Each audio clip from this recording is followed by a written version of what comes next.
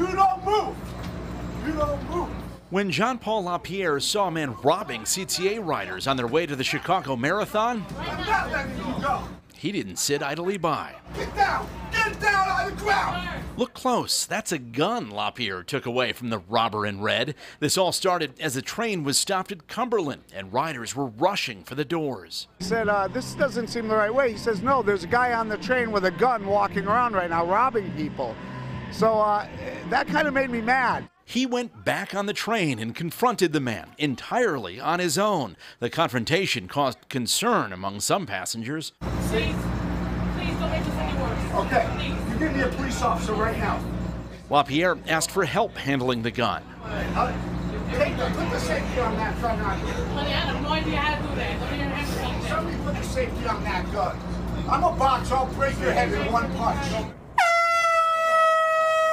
Just a few hours later, and after finishing the marathon himself, LaPierre told our Shannon Halligan the alleged robber had friends on the train. They started threatening me, but I just stood stern-faced.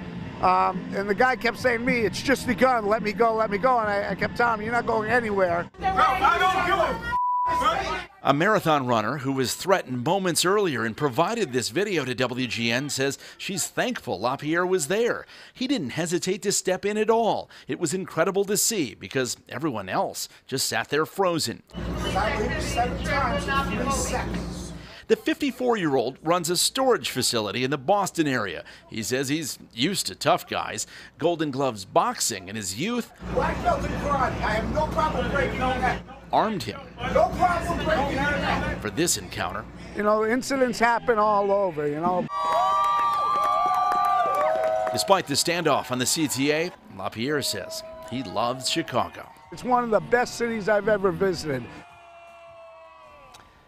30-year-old Tremaine Anderson now charged with 1 felony count of robbery with a firearm. He has a long history of prior arrests, including attempted robbery, disorderly conduct, and public indecency. This afternoon, a judge ordered him held without bond. As for that Good Samaritan, he says this was his 12th time running the Chicago Marathon. And despite wrestling with a robber on his way to the starting line, he says he's looking forward to running again.